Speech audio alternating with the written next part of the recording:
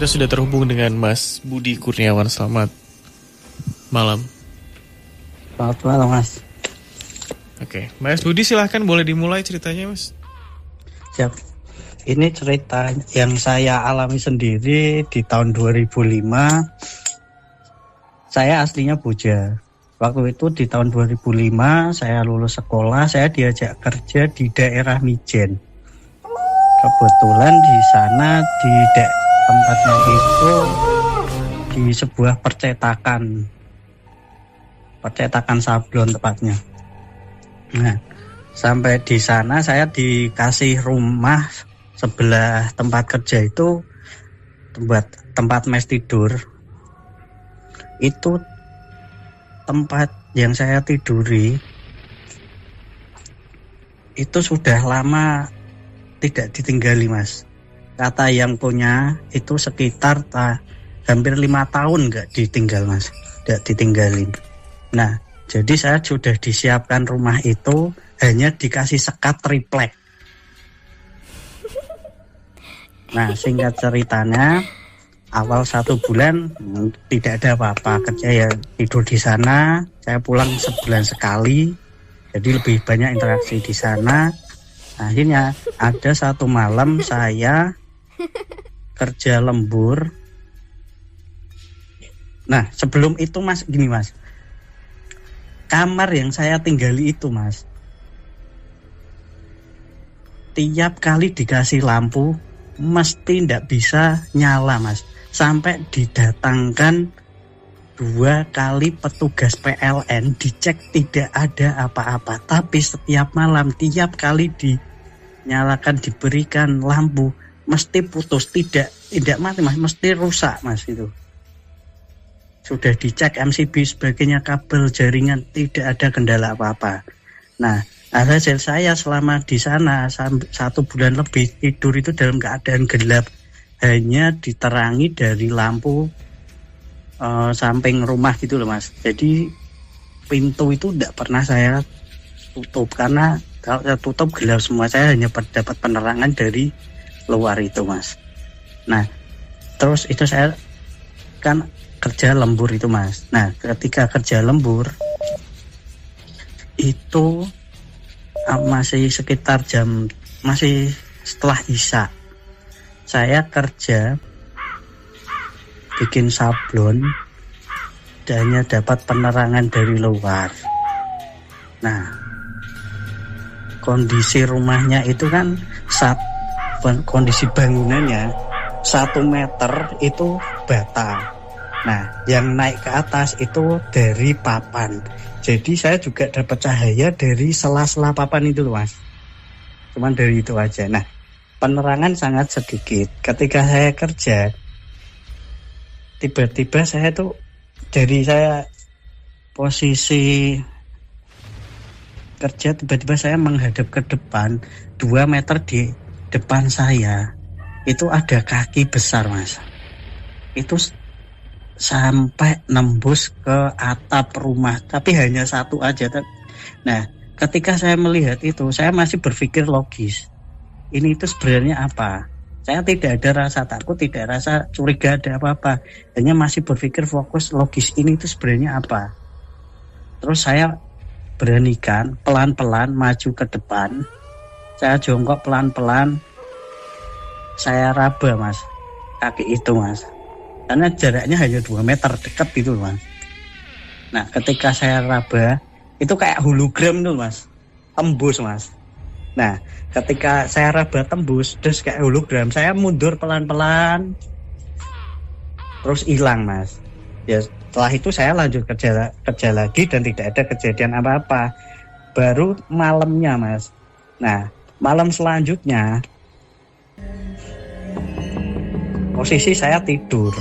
Nah, ketika saya tidur, saya sudah tidur itu sekitar jam 10 atau jam 11. Itu saya merasa kayak ada yang nindihin saya. Saya masih berpikir logis, Mas. Dalam keadaan tidur, saya masih bisa mikir antara tidur dan bangun. Awalnya saya mikir ini teman saya yang godain saya tidur di atas saya, sedangkan saya tidur dalam keadaan tengkurap. Saya masih sadar sekitar mungkin beberapa detik itu sadar, ini temanku ngapain sih? iseng banget orang lagi tidur ditindihin. Nah, ketika mungkin sekitar selang 15 detik saya udah masuk ke mimpi Mas, akhirnya masuk ke mimpi ketemu sama sosok itu Mas. Sosoknya itu ya munculnya kayak hitam besar tapi belum berwujud wajahnya apa, saya cuma lihat aja Mas bahwa itu hitam besar. Terus intinya dia mau ngajak ikut sama saya. Saya tolak Mas itu Mas. Saya intinya nolak terus di situ. Saya nolak terus di situ. Terus akhirnya saya bisa sadar begitu ya, setelah ya baca-baca doa kayak gitu Mas, akhirnya saya bisa sadar. Setelah sadar 2 bulan kemudian saya keluar dari situ karena mulai nggak nyaman itu Mas. Tiap malam di atas atap itu kan tempatnya yang saya tidurin, yang tadi saya cerita itu di atasnya masih papan-papan gitu Mas. Jadi di atas papan-papannya tuh masih sering kalau malam kayak jari di gosok-gosokkan kukunya ke papan itu Mas, krakruk kayak gitu terus itu Mas. Mulai saya nggak nyaman di situ, akhirnya saya pulang. Nah, ketika saya pulang, saya mulai bisa ngerasain kalau ini ada yang datang, ini tuh apa sih gitu Mas. Mulai bisa ngerasain kalau ada sesuatu yang dekat sama saya dan dia mau datang. Saya mulai ngerasain ini apa ya. Awalnya kan saya baru pertama kayak gitu, aneh ini apa sih Mas sebenarnya kan kayak gitu Mas saya rasain. Nah, terus akhirnya itu saya malam tidur, setelah saya keluar dari sana Mas, saya nggak nyaman dengan keadaan yang seperti itu. Posisi saya di rumah, itu dia mulai masuk lagi. Nah, ketika mau masuk ke mimpi saya tuh udah bisa ngerasain banget kalau dia itu mau masuk itu Mas.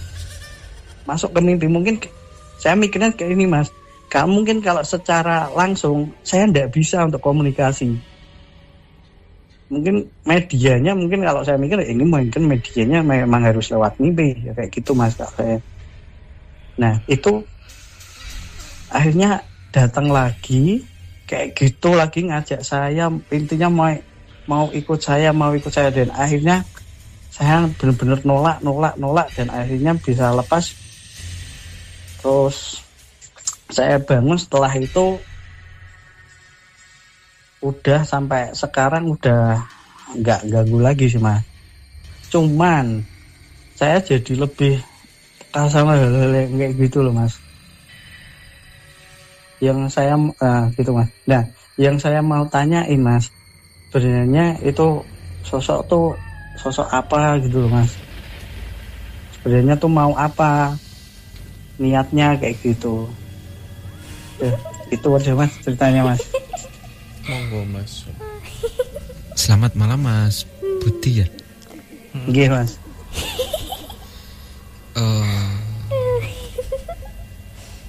Ini kalau yang saya lihat ya Mas ya, perwujudannya atau bentukannya ya hampir mirip sama genderuwo gitu ya Mas ya. Tetapi kalau yang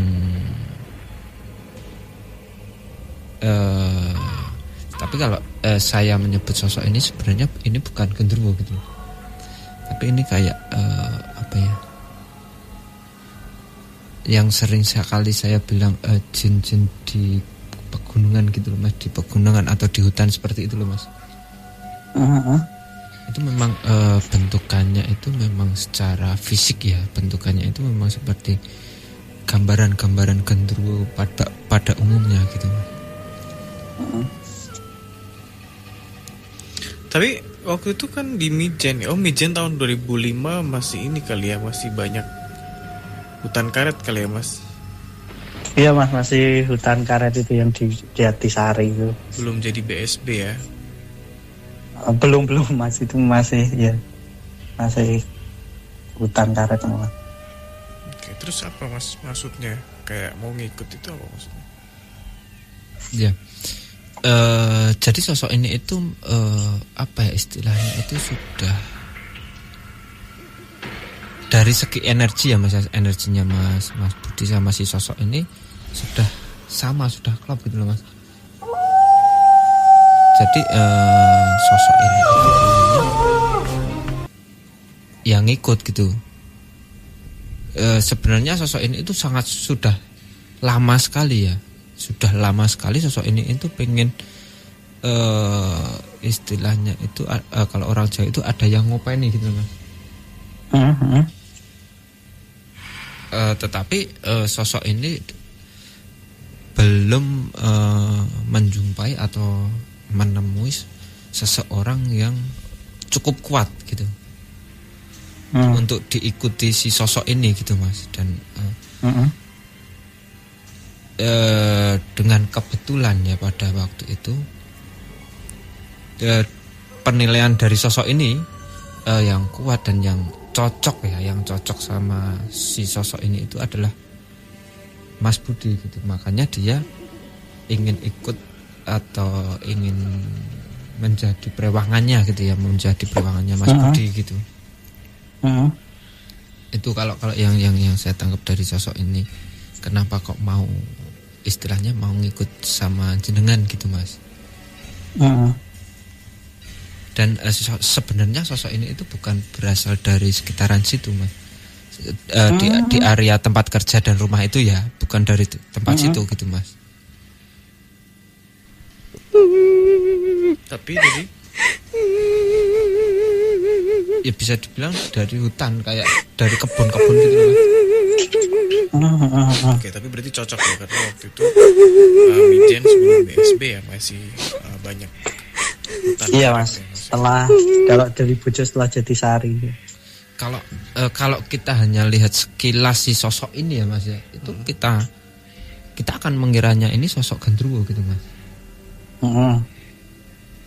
Tapi sebenarnya sosok ini bukan sosok genderuwo, tapi jin-jin yang ada, yang di sering hutan, saya bilang ya, ada di hutan, ada di pegunungan, seperti itu Mas.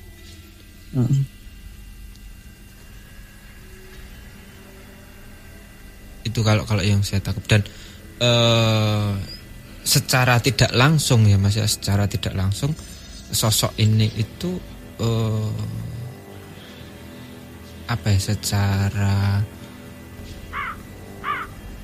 energinya sosok ini itu ada yang nempel sedikit di Mas Budi gitu. Dan sampai sekarang Mas. Ya efeknya itu tadi Mas Budi bisa menjadi lebih peka ya daripada yang dulu gitu loh Mas. Bisa merasakan gitu. Itu efek sebenarnya kalau yang saya tangkap ini kepekaan ini secara tidak langsung itu efek dari si sosok ini tadi yang mau ikut gitu. Secara tidak langsung dia kayak membuka gitu loh Mas. Kayak membukakan dirinya Mas Budi gitu. Iya. Oke. Tapi kalau sampai diikutin sosok seperti itu, kalau saya pribadi ya kalau bisa jangan ya. Karena kan kalau kita benar-benar belum kuat menguasainya, itu kan kita akan menjadi di budak mereka gitu. Ya kok sebenarnya keputusan yang bagus ya kalau yang saya bilang gitu Mas, menolak istilahnya tawaran ini tadi gitu. Keputusan yang cukup tepat lah kalau menurut saya gitu. Yep. Oh iya. Soalnya gini Mas, dia juga menawarkan inilah itulah kayak gitu. Ya itu pasti. Sempat kayak gitu Mas. Itu pasti. Kamu mau minta apa aja inilah itulah. Ya. Itu pasti. Itu kan sebagai pancingan si sosok ini biar kita sebagai manusia itu terlena dengan apa yang dia janjikan gitu Mas. Sebenarnya itu hanya tipu daya ya kalau yang saya tangkap gitu Mas. Setelah seumpama pada waktu itu Mas Budi itu mengiyakan, dan setelah itu Mas Budi minta ini di nanti kedepannya ya di kedepannya itu gantian Mas Budi yang akan menjadi budaknya si sosok ini gitu. Itu kalau seandainya mengiyakan dan Mas Budi sendiri terus apa ya, kayak meminta ini gitu loh Mas. Geng Mas. Tapi kalau menurut saya keputusan yang tadi yang diambil sama Mas Budi ini sudah tepat kalau menurut saya. Mas Budi, terima kasih